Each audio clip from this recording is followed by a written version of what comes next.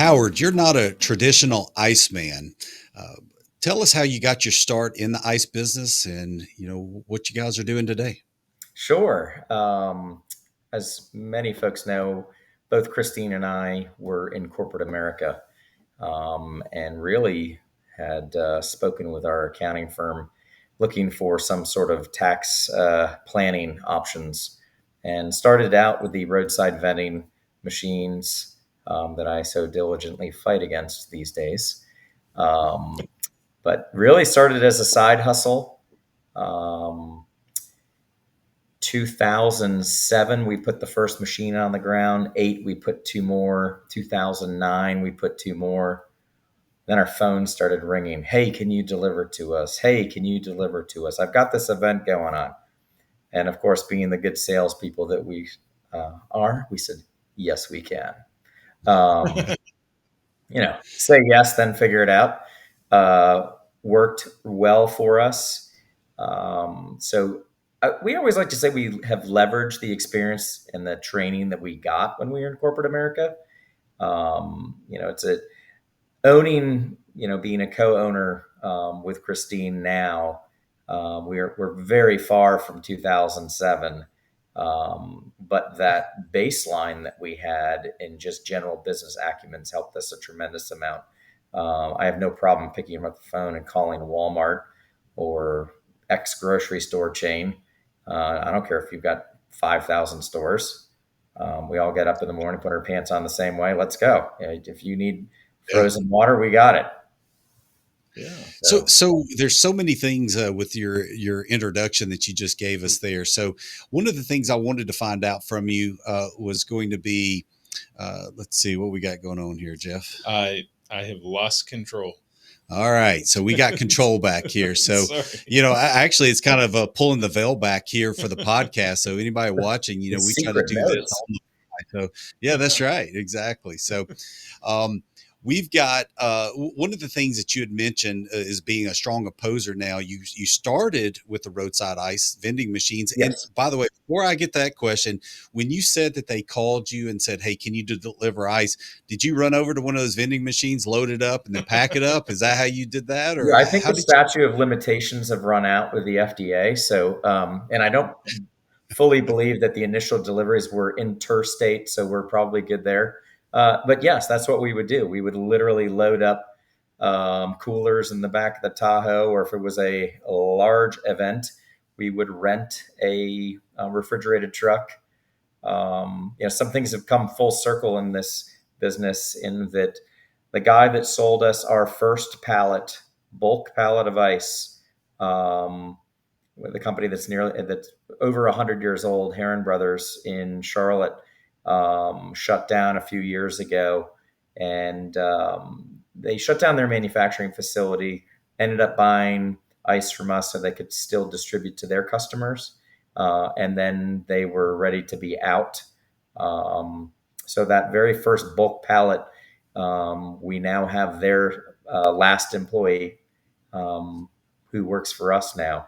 So it's kind of interesting because I would imagine that there were days in the last, 15 years where maybe selling us that extra pallet had not been viewed as a good idea. But in the end, it all worked out for everybody. So just to follow up with actually, I started with the first question, then I came back to how were you delivering, when they called you, but, being such a strong opposer of it now, what turned the tide with that? What was it that you just decided, hey, that's not how I want to do it? Sure. So a couple things. We initially began to see some maintenance issues with the machines. It wasn't as plug and play as was originally described. I mean, at that point, we still had full time jobs. Um, in 2009, our daughter Emma was born, which brings on significantly more complications and certainly time commitments. So the ease of use, but what I began to see was some of the challenges that relates to sanitation if you're just a part-time person in the ice industry. Um, and what I mean by that is, and the machines have changed over the years. I'm going to generalize and not pick on any particular vendor. in that particular area. But they were not made to be an ice manufacturing facility to do wholesale ice from in bulk. They were originally made to simply vend a bag out or vend bulk ice out, but they were not sealed well. So we'd find bugs in there. So it was a little disturbing, and we didn't know. We didn't have the background to understand that that was really an issue. Right. And so ultimately, how we came to gain some knowledge was when we started buying ice from the Home Ice Company in Rock Hill. Um, I talked with Anson Merrick, who was the owner of Home Ice, who we ultimately bought out. And he said, you need to be careful about what you're doing with some of those machines. And I kind of stopped. I said, what do you mean? I said, they just make the ice and we take it. Then he goes, well, how about your daily sanitation program? Who does your pest control? And I kind of stepped back and went, You had how do no we learn idea. more? And that was sort of our Right. first introduction to, we thought we knew what we were doing and we really didn't. So we backpedaled very quickly and kind of changed direction with the company and bought a building, built a little plant, and started to try and implement some of those particular items. Anson was a wealth of knowledge and a great resource, had to be. So, Yes. also a huge Clemson Tiger fan. So, Yes. him and I would talk about that, and the Yep. similarities. I'm a big Auburn Tiger fan, and the similarities between the two programs and everything. So it's been a wealth of knowledge, I know, there for you. Yes, absolutely. We actually still have Tommy Ligon, who has been with us for over 44 years combined between Zippy Ice and the Home Ice Really? Company. Okay, very good. So today we're happy to be joined by Howard Mackie of Zippy Ice, based in Charlotte, North Carolina. Howard, it's good to be interviewing you. Howard and his wife Christine have been running Zippy Ice for over 17 years now. Is that correct? Yes. Yes, indeed. 2006. Actually, my birthday in 2006, December 6th, 2006 is when we formed the company. Okay. Well, that makes it easy to remember. That's Yes. pretty cool. Which gets more publicity at that time, the birth of the company or your birthday? It depends upon the year, but last year I turned 50, so that was more of a me year than a Zippy year. So, Understood. So it depends on the milestone. Gotcha. Which Yes, makes good exactly. sense. Yep. so we did want to give you a chance to kind of talk about your business partner, Christine, and what it's like being business partners, and her, since she's not on the interview with us, if you'd speak about her a little bit. Sure. So Christine, my wife, is our CEO. It's funny because when we were in corporate America, the roles were reversed, and she actually worked for me. Um, and we had a great long time working relationship, and then we switched over to personal relationship and switched over to working in the ice industry. Um, One thing that I think is unique by having um, a spouse in the business, and one really that is um, our leader, is you may feel pain in the day, and she does too, and you get to work through it. We're on 24/7, but we have been for a very long time, and I think most folks in this industry know that you don't just show up, turn the lights on at 9 a.m. and shut them down at 5 p.m. and you're out of there. Seems like they're, you know, 29 hours in the day in the summertime for sure. So we have a great relationship. I handle more of sort of the operation side of our business, along with our new COO, Amy. And Christine really handles all of the big finance and calculation stuff that I don't have a clue about. So she's knee deep in QuickBooks, and so it's good because we have different skill sets, but we've also come from the same background and understand where our skill sets in our new business, where each of us shines in those particular areas, and we feed off of each other with that. We're still trying to figure out how to get our now 15-year-old daughter into this thing, but we'll see what happens. Well, what I heard you say is know your role, right? So, Yeah. I've got a business partner in another endeavor, and he's a CPA, and it's nice to be able to hand those things off to him for him to be able to, Yes. take care of those aspects of things. So it's really nice. So one of the things, and I was pulling this up here. Let's go ahead and talk about your family. You're talking about your daughter. Obviously, Yeah. she's 15. I would assume this is not her at 15. No, that was elementary school for sure. We are Yeah, now, people fun pictures where she had some great. yes, we are now a freshman in high school. We have our permit and are driving around. Oh yeah, Um, Definitely loves the frozen yogurt still for sure. Um, and it's amazing how back in the day when I would have to leave and I was in the truck a lot more, you feel like you missed out on some little things, but now with the success that we've had, we're able to do some additional things that maybe we couldn't do before. So we try and make up for some of that. Christine is part of Women Executives here in Charlotte, which is for CEOs of large, medium, and small corporations here in town, which is pretty cool. That's helped us gain some contacts for new business too, as well. So she's very active in that regard. Yeah, we've seen whenever we would do a Google or just trying to get ready for the interview here, we were able to see all types of awards that Yeah, she's able to win. So very very impressive there. So I have yes, she my is. yeah, no, that's fantastic. You were talking about your daughter just turning, or 15, getting her license, or at least her permit. So my Yeah, son, the youngest that I have, he's 14. He's going to turn 15 in July. So it'll be my third go around on teaching somebody to drive. But I will tell you that's the reason I had go karts and some other things. Obviously from a fun aspect, but it was sure. really good for them to be able to learn. And I was pretty adamant on them, one pedal driving or one foot driving. So you could be going back and forth because, of course, when they put their feet up, they just want to have brake, gas, brake, Yeah, gas, brake. exactly. Going to be really bad for them later on in the future. So anyway, I can share what you're going through right now. Very much so. I'm so far we're doing great. I will say that having modern cars with cameras everywhere is super helpful. Keeps the right side of the tires out of the ditch a little easier.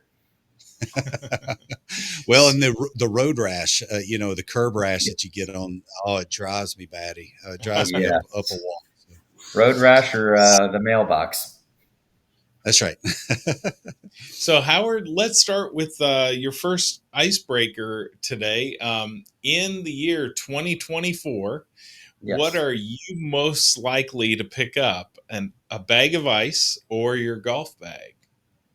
Depends upon the time of year or this last weekend. So we just had our member last weekend. So I picked up my golf bag a lot. All right. Seemingly I picked up the ball and put it in my pocket a lot too. But um, So that's a was it good a thing. scramble or a best ball? Partners, so teams, match play, five Oh, matches, five 9-hole matches over the weekend. Okay. We had great weather. We really thought that summer was here. Of course, the phone was ringing in the background like crazy. Um, but having a good team in place, it wasn't as difficult. But then Sunday, we woke up to 54 in rain and had one more 9-hole match that we grudged through. Uh, Came in a that's right. solid fourth place, so just close enough to the top where you can see the money, but you don't get any of the money. So it's the worst place to be. Exactly. At Sometimes least if they pay out last place.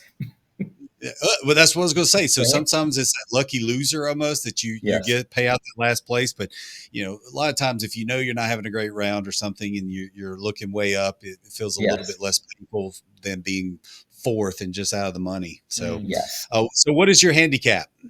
I'm a 10 index right now. Solid. Very nice. So Ethan, it's do you up. want to share your handicap? My handicap is golf. So Yeah. what it is.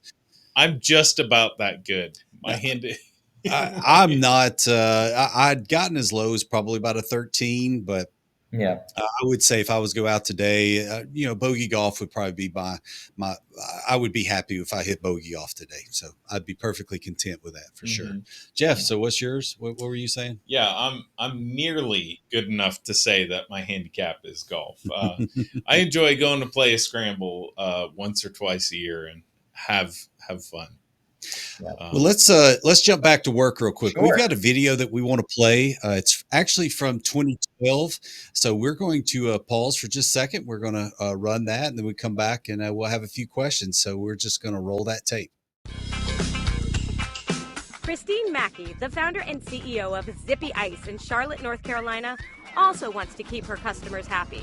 But it hasn't been easy. We're trying not to raise our prices for our customers, and it might be inevitable if it keeps climbing, but we're trying not to do that. Zippy's fuel costs are up about 30%, and Mackie and her husband Howard say they have no idea what's going to happen next. I don't want to say you're rolling the dice, but every day, as somebody in business, you just got to have a little bit of faith. Business at the 6-year-old company peaks during the spring and summer, and so dealing with higher prices during the winter has been a challenge. We rely on lower gas prices during this time just to even pay the bills. So it's been really hard.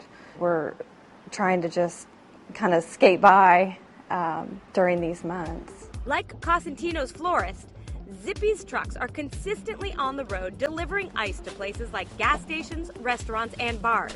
Filling up both trucks can cost about $400. Traditional delivery, wholesale delivery, direct store delivery. At the end of the day, I've got to get our great product to our customers. Unfortunately, the price at the pump isn't Zippy's only concern. The plastic bags used to haul the ice aren't getting any cheaper either. They're made from petroleum, which is impacted by the cost of gas. We started getting quotes in November for bags, and they were about 6 cents a piece, and now they're up to about 9 cents. So that's pretty substantial for us when we're talking in 100 to 150,000 bags at one time. And that's why the price of gas is driving certain parts of the business. We spec'd our truck based on the cost of fuel. We had to. Couldn't just go out and get a beater of a truck or buy a truck.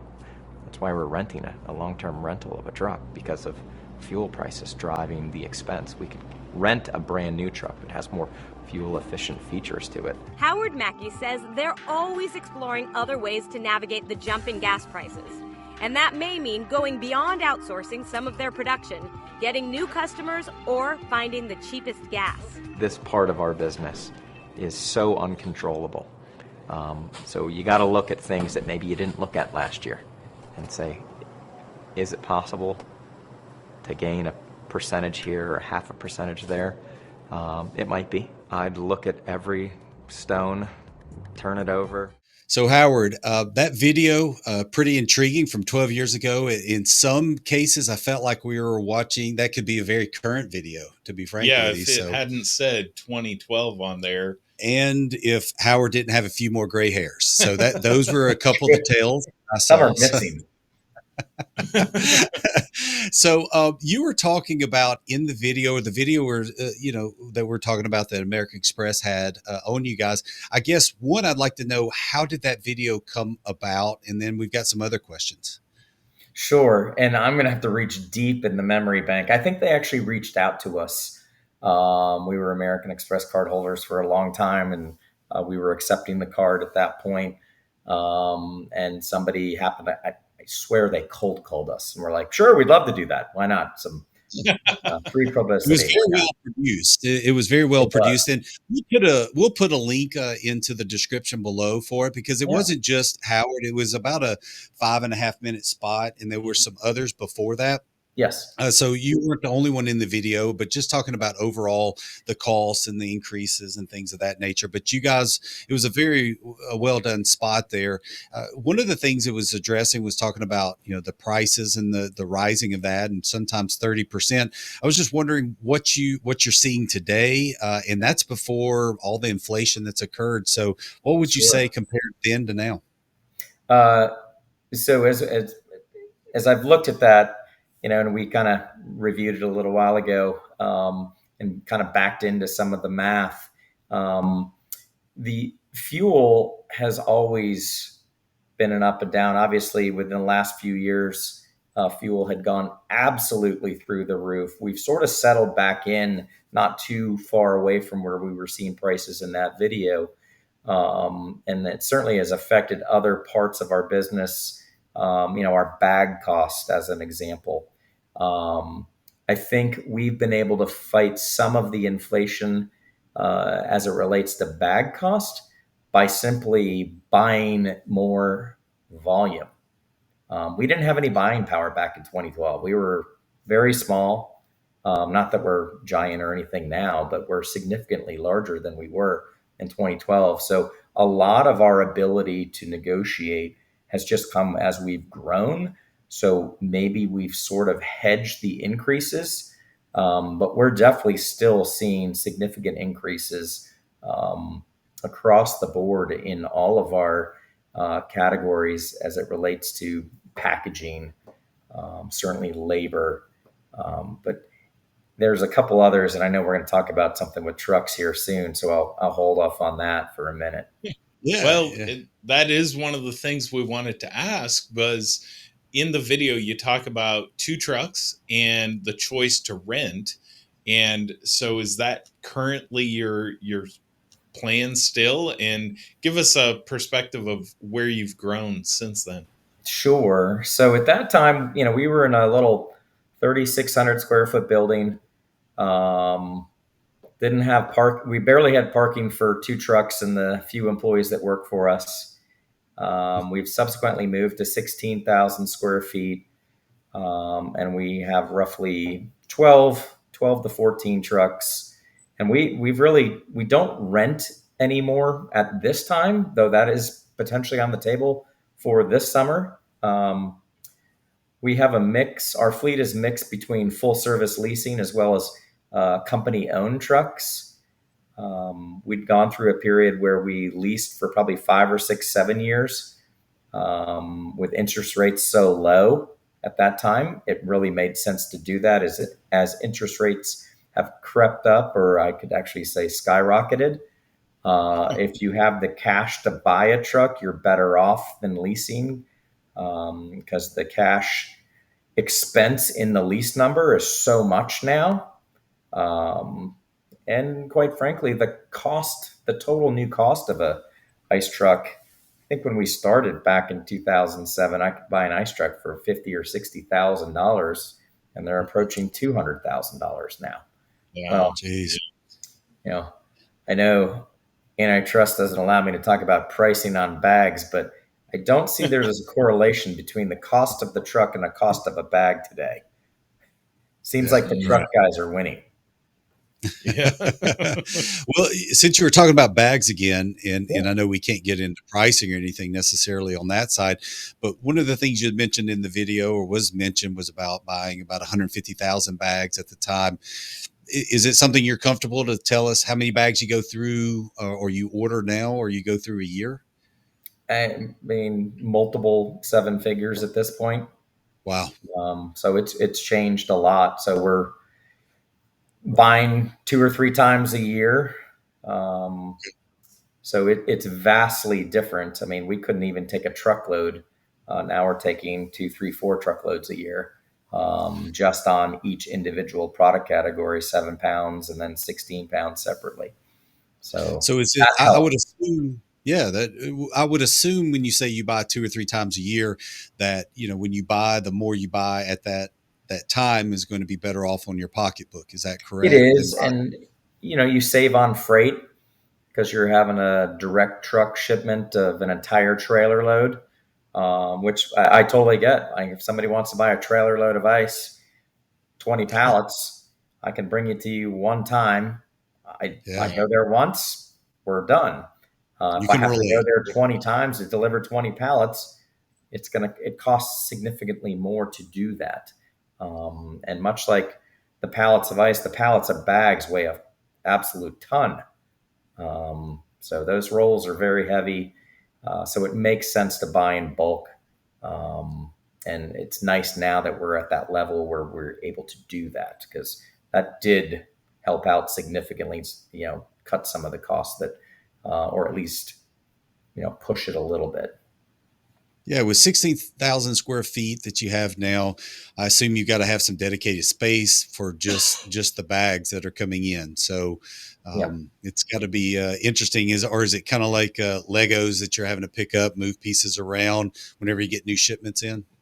You try and time it so that your last pallet's being, brought into the bagging room and put onto the bagging machines that day, and the Yeah, truck shows up. But it doesn't ever work like that, because you don't really want to cut it that close. So you are definitely moving pieces and parts around. And obviously, we want to make sure that we're doing a first in, first out with our plastic, so that we don't have stuff sitting in the warehouse for months and months on end, or moving into the following year and go, wait a minute, there's a nice little pallet of roll stock from 2017 we ought to use.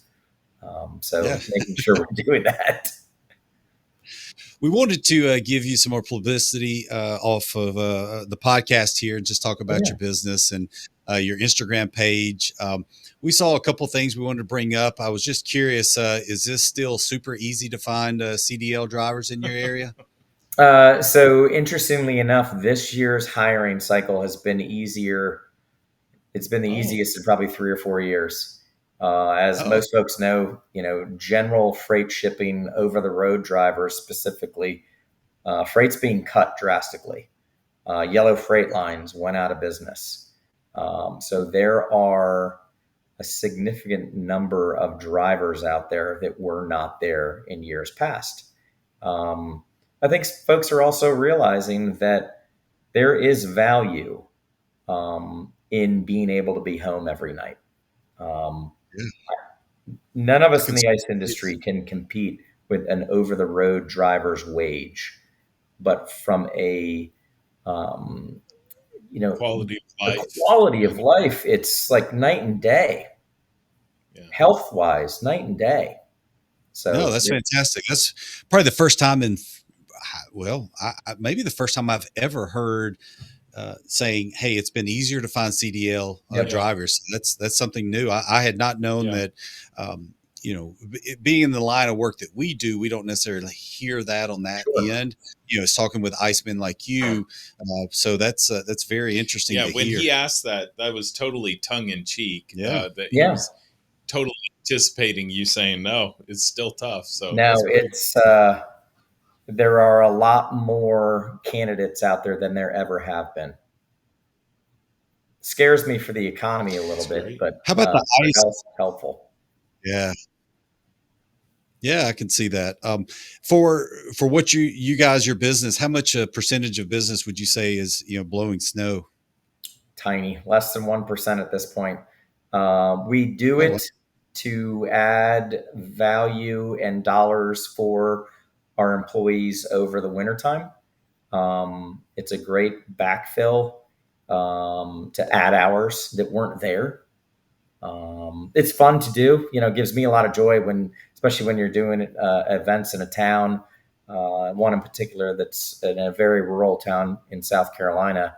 The bank sponsors it, and it's generally for underprivileged children who have never seen snow. And the look and the excitement on the face when they get over there and they see that there's snow and they get to sled on it. It's pretty cool to see that. well, I would assume you were fairly a big hit, especially whenever your daughter would want to do some parties. Was that a go-to for you guys? Yeah. So we haven't done one for her recently, but and I think she actually was like, "Okay, can we not do the snow party anymore?" But I she could see was that. the coolest kid around for a long time when we would Yeah. blow snow in our backyard. And actually, we just recently updated some of those photos on our website because we're like, that's not the same little Emma anymore. So now we show her and she's actually at the events blowing the snow or, helping load bags into the blower. So we've Yeah, kind it's of a come full completely circle. different experience now for her Yeah. with Yeah. blowing snow. So Well, it's a great visual. I think ice companies that do it should advertise it more just for the visual impact. And I'm sure Right. the people in person seeing it, I mean, that's a very memorable thing. And to have your brand associated with that, Yeah.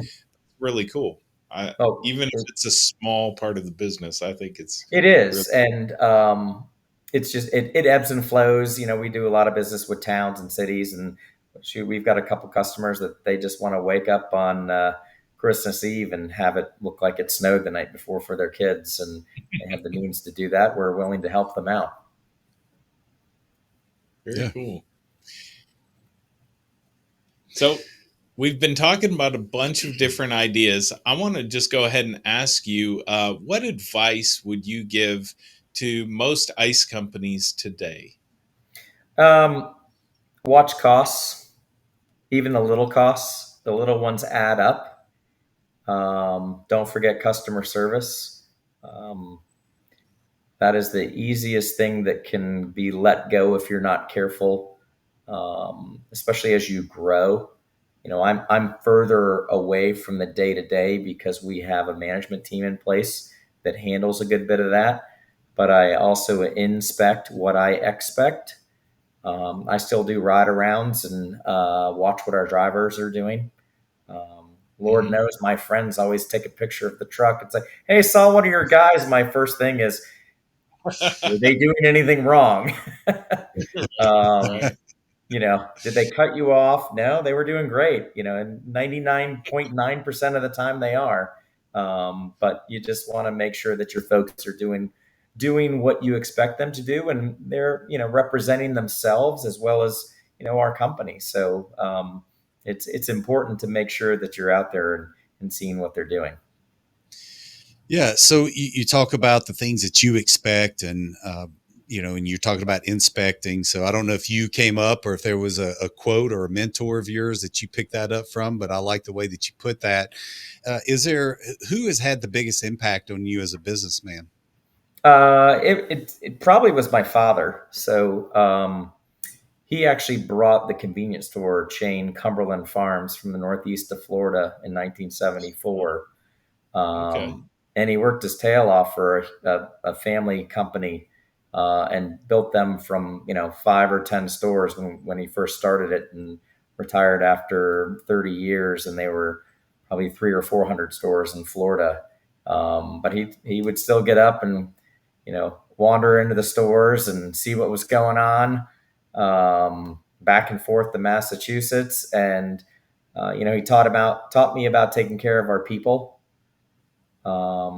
We all get up in the morning. We all put our pants on the same way. So no matter where you are in life, you need to make sure that you treat everybody with respect. And he also instilled hard work. My dad used to work 2 jobs to help put us through school. And more so with my sister because she's older than I am. But it was very important that we got a good education, and my parents felt that was super important. So as soon as I was able to get a job, I was parking cars at the local resort and club making money. And we talked about how the fact that if you were the fastest runner, you would make more money because you could bring up more cars. Yeah. So just figuring out ways to make it work. And again, his thing was the little thing and the people. The people are always important, and the little things, and I guess we're on a podcast. It's the don't BS me. You Yeah. know, Yeah. you always get these calls from your customers. Hey, we've got a big executive doing a ride. Make sure you fill up the ice box. We got to make sure it's full. And I said, well, why? I said, if we're doing our job, it's going to have enough product in there for your Right. customers all the time. Right. And if you think that executive is going to call you out because the ice box isn't completely full. They're going to wonder why you're not selling any ice. Yeah, that's right. You know, That's the point. they recognize the lipstick on the pig. That's right. Well, I found the tie that binds, and where we started this podcast and talking to you about not being a traditional Iceman and being in business and how did you get into this, and you Yep. go back and the legacy that you had with your father and what he instilled, and the lineage of that business. Yep. Even though you didn't start in ice, you have that background that most Icemen have, and the lineage that they have, right? The legacies that they, the family generation. So it may not be exactly what Yep. your father did, but you've tied those same principles that make many of the ice men and women out there successful. So that, to me, that's where everything kind of ties together. So makes complete sense to me. Mm. Well, it is, one final note on that is it's funny because my dad bringing the business to South Florida, his number one competitor was 7-Eleven, and 7-Eleven had a warehouse that was one of the original founding parts of what became Ready Ice. It's interesting that, and he has some friends that were actually in the ice business that I have subsequently come to learn about, and didn't know that as a kid. I had met all the beer guys and the Coke guys, but apparently I'd met a couple of the ice guys at golf tournaments or whatever as a kid. So kind of funny to be here. I got a call from one of them probably 10 years ago and said, I saw that name of your company and thought it was you, so I didn't know there was another Zippy out there. And Uh-huh. I said, Benny from the boat? He goes, oh yeah, it's me. So there's a lot of ties for sure. So on that note, Howard, reviewing, your different social accounts and stuff like that, we saw a lot of pictures of, football events and golf events. And I wanted to ask you the different celebrities that you may have interacted with. Do you have a favorite celebrity that you've been able to meet? Either because of your business and an account, or outside of the business. Sure. I always kind of chuckle because our ice gets to go to some really cool places and is in the drink of some really powerful and cool people. And I don't necessarily get to meet those folks. I'll share two stories. One in the ice business, which it was actually around the time of that original video because it was the DNC in Charlotte in 2012, and they had walled up uptown Charlotte. Federal police everywhere. Well, I had the ice contract. We had the ice contract to provide ice to the Spectrum Center, which was providing the venue for the DNC. Well, at 4 o'clock in the morning, I was the guy that got to drive through the roads anywhere I wanted with a police escort with ice. And not once did anyone look in the back to see if I had ice in there. They just assumed it was okay. Oh my! So, I think it's funny because you named the politician and that was attending that DNC. They Yeah, they were there. participated with Zippy Ice and they didn't know it. Yeah. No, that's cool. All right, so it's a conglomerate of folks in that particular instance. That's pretty cool. Yeah, and I mean professional golfers. We've got the Wells Fargo golf tournament coming up here in a couple weeks, so we always get to see various sports figures here in town. Luke Kuechly, for sure. My wife always loves to get a picture with him. Former linebacker for the Carolina Panthers. There it is. Yeah, we were Didn't even know curious. you had that. I know, and that's the reason. We didn't say that this was an icebreaker, but it was an icebreaker. So you had no idea, but yeah, no. And talking about a beast. Now I have to tell you, if nobody knows who he is, this is not even come close to showing. This guy was a beast at linebacker, right? An absolute wrecking ball. Wrecking ball. Played So with passion. unbelievable. And a great guy. He's super nice. Like just salt of the earth, super great guy. Still does a lot in the community, which is pretty cool. Our Panthers are working their way back from a few years of non-greatness, but they're headed back. So we've got a bit of a change at the coaching level here, and we'll see what happens. You and us, the Falcons, we're both going through it, but you guys have been a little bit better than the Falcons. So, but yeah, definitely two work in progresses, right? Yes, absolutely.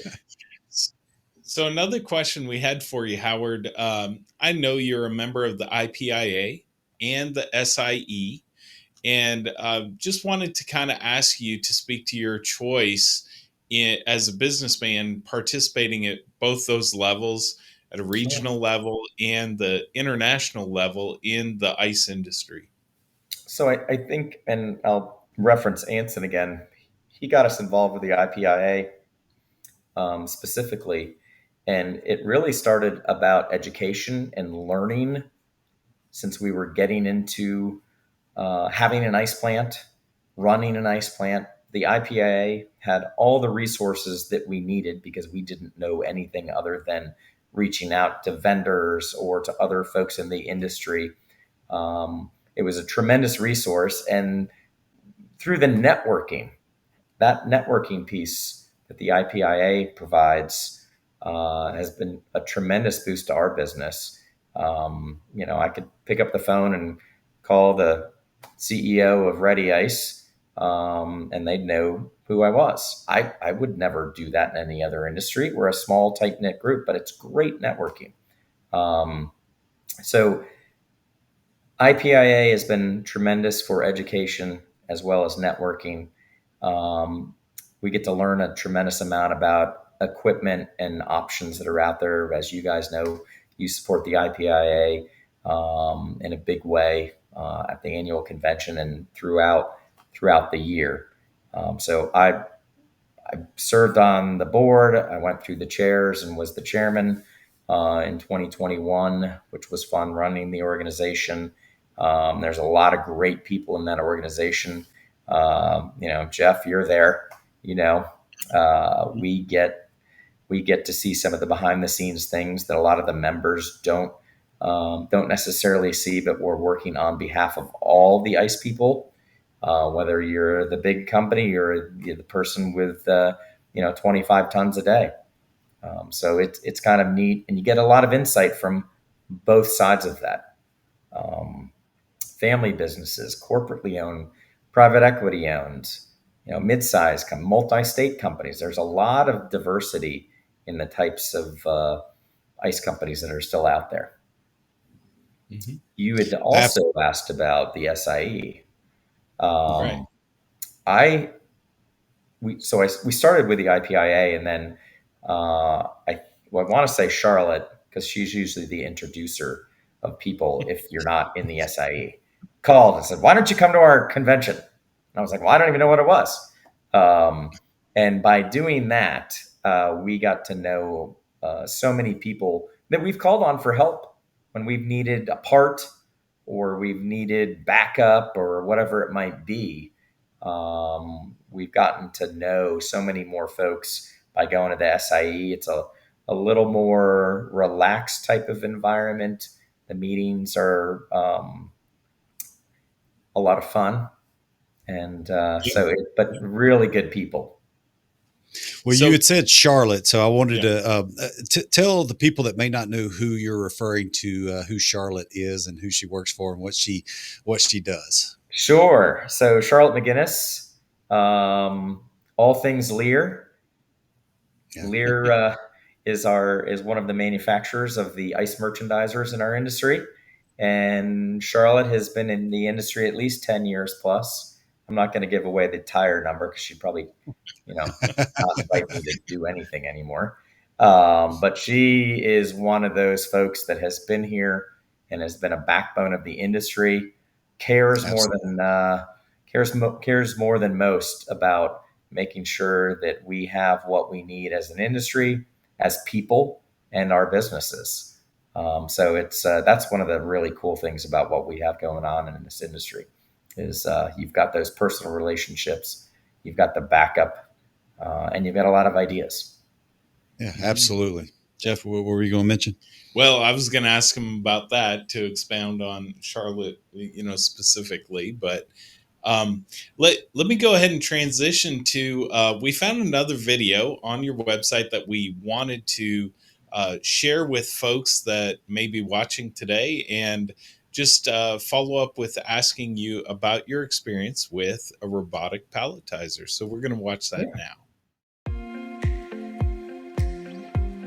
We had an individual retiring, so we had to make a decision. Do we hire for that position and take a year or so to train and cross our fingers and hope that they stay in that role?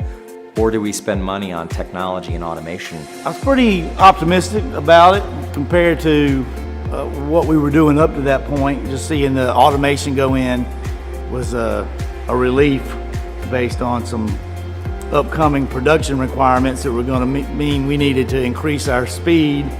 And so the robot was a welcome addition to the team.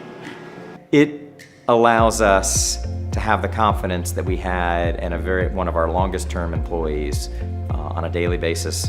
A robot shows up, a robot does consistent work in a timely manner.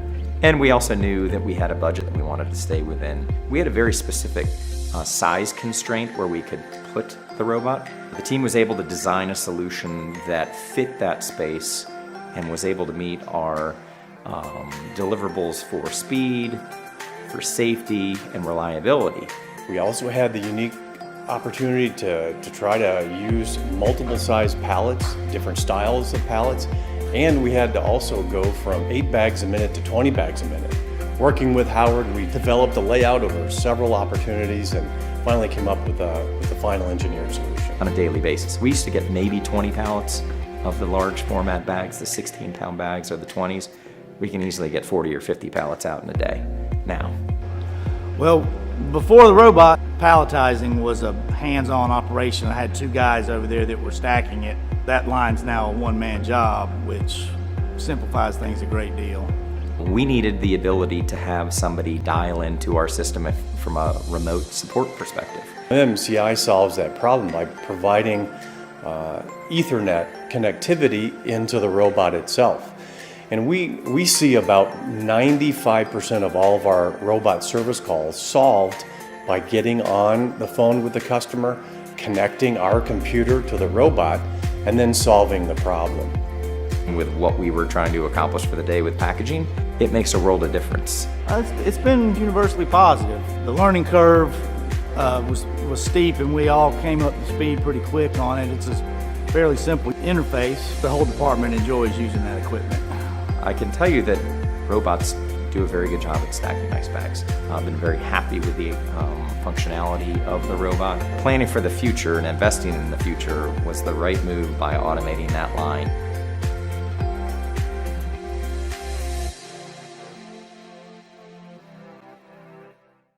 All right, so Howard, slightly newer video. Yes. A little bit more recent.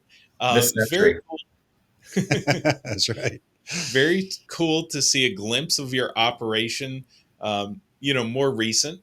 Tell us about your experience that you've had using a robotic palletizer. So I think as our business has been growing, and things that we've talked about with other IPIA members and SIE members, and looking at what's been going on with labor and staffing needs, automation is critical in a manufacturing environment. And we had done some automation. So now we have a robotic palletizer. We also have a gantry palletizer. So they work in concert to make sure that we have exactly what we need for our customers as far as pallet count getting out every day. We couldn't do the number of pallets that we do without the robot palletizer or the gantry palletizer. We do with 3 guys what used to take us 9 guys. And it's easier for the team in the bagging room than what it used to be. So we've actually created a work environment that's easier, and it's also safer. And we're asking our folks to have, gain some additional skills in learning how to utilize some of the technology. So it gives them an opportunity to grow personally. And then, we can certainly compensate financially as they gain more knowledge about the equipment. Yeah, I really enjoyed watching that video, whether it's the cleanliness that goes along with it, the remote support that the people are able to get in. They talk about 90% of the problems, they're able to solve just, being able to, have an Ethernet, core plugged into it and be able to get in and support you guys. That's really fantastic.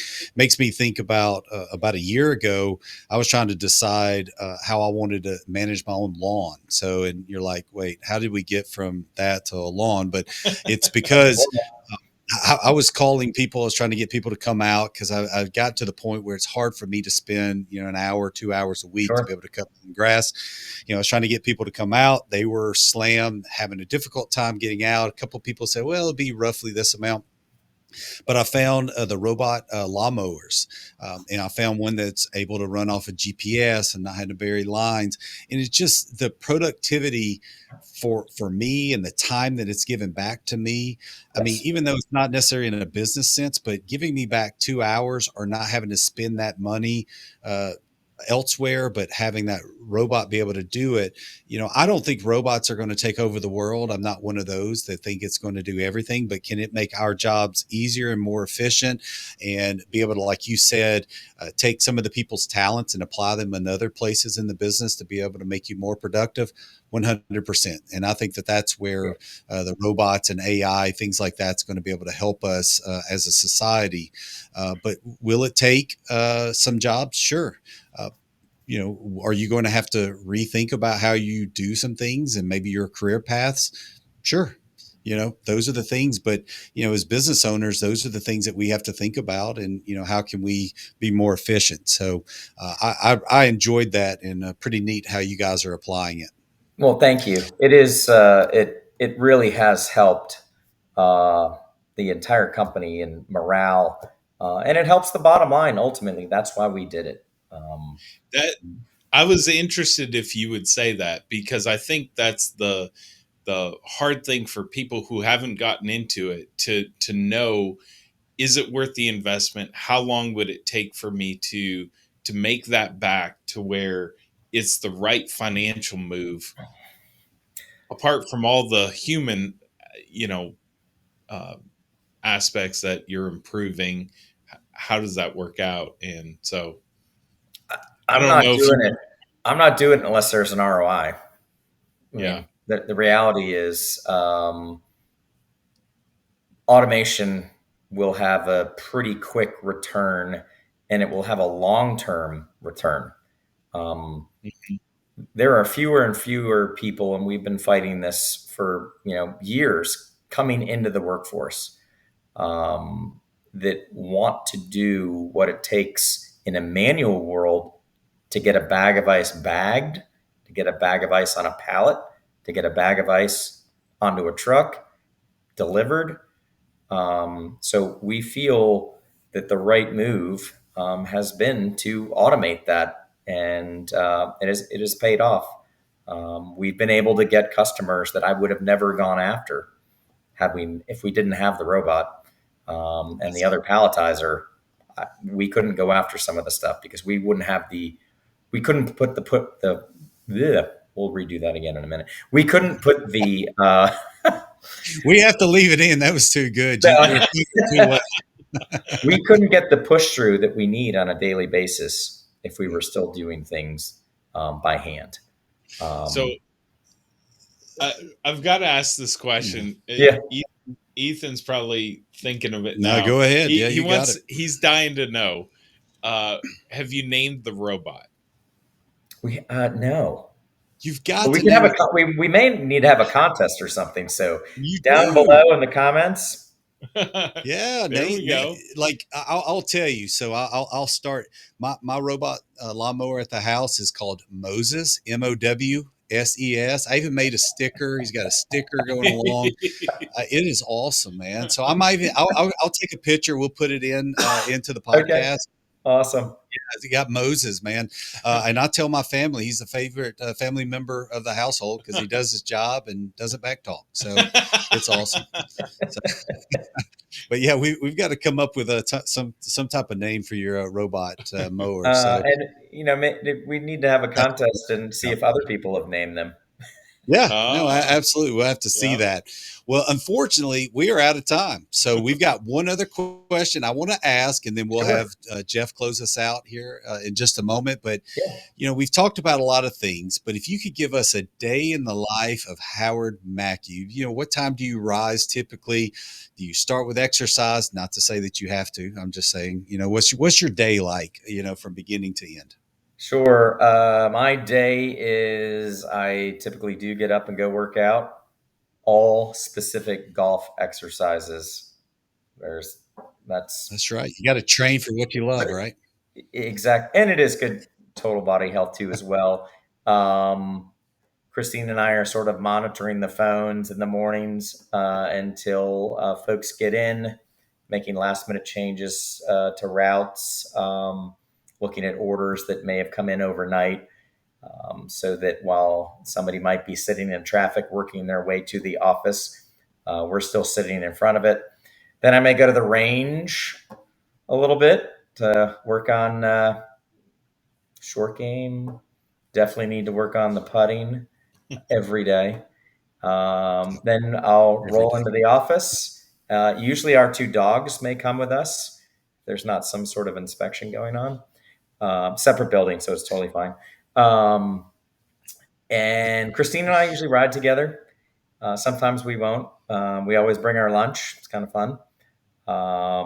And then deal with what's in front of us for the day, catch up with the team. We're trying to step back more into bigger picture items than the day to day anymore. But I'll be sitting there and phone, depending upon the temperature, the phone will be ringing 8 different ways, and I'll hop on the phone and somebody will ask me a question about accounting. And then, of course, nobody gives me access to QuickBooks, so I can't answer the question. So my goals for 2024 is to get access to QuickBooks. Then wrap up the day. Usually if our daughter has a lacrosse game or basketball, we may head over there. And depending upon the time of year, we will jump in the pool or hunker down if it's cold.